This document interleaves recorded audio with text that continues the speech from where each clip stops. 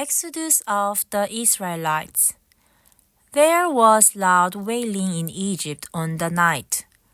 Our oldest boy was dead, our firstborn cow, sheep, goat, donkey as well. It happened in Pharaoh's palace too. My king, your son, the prince is dead. During the night, Pharaoh summoned Moses and Aaron and said, Up, leave my people, you and the Israelites, now!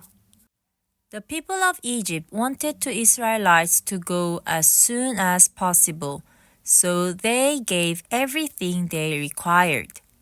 Give us the articles of silver and gold and for clothing for yours. There were about 600,000 men on foot, besides women and children. The Israelite people lived in Egypt for 430 years. At the end of the 430 years, to the very day, they left Egypt. God led the people around by the desert road towards the Red Sea. By day, the Lord makes a pillar of cloud, so within its shade, it's not too hot. By the night, pillar of fire protects us so that we could go forward. God keep us day and night and lead us so we could travel safely.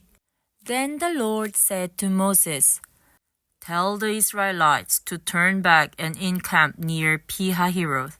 Pharaoh will think, the Israelites are wandering around the land in confusion, hemmed in by the desert. And I will harden Pharaoh's heart, and he will pursue you. But I will gain glory for myself through Pharaoh and all his army, and the Egyptian will know that I am the Lord. Just like he said, Pharaoh changed his mind. Pharaoh said to his servant, Make my chariot ready and took army with me. Let's take them. He took 600 of the best chariots, along with all the other chariots of Egypt, with officers over all of them.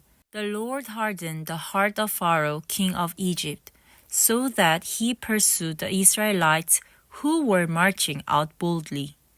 The Egyptians, all Pharaoh's horses and chariots, horsemen and troops, pursued the Israelites and overtook them as they camped by the sea. As Pharaoh approached, the Israelites looked up, and there were the Egyptians marching after them. They were terrified and cried out to the Lord. They said to Moses, Moses, was it because there were no grave in Egypt that you brought us to the desert to die? It would have been better for us to serve the Egyptians than to die in the desert. In front of them was the Red Sea, back of them was the army of Pharaoh. Moses answered the people, Do not be afraid, stand firm, and you will see how the Lord will save you today. The Egyptian you see today, you will never see again. The Lord will fight for you. You need only to be still. Then the Lord said to Moses, Raise your staff and stretch out your hand over the sea to divide the water so that the Israelites can go through the sea on dry ground.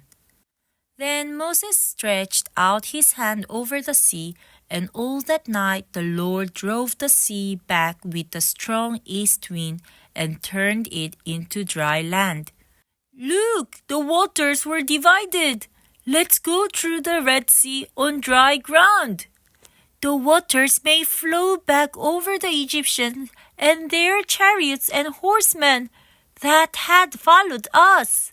That day the Lord saved Israel from the hands of the Egyptians, and Israel saw the Egyptians lying dead on the shore. And when the Israelites saw the great power the Lord displayed against the Egyptians, the people feared the Lord and put their trust in him and in Moses his servants. The water flowed back and covered the chariots and horsemen. the entire army of Pharaoh that had followed the Israelites into the sea, not one of them survived. Exodus chapter 14, verse 29.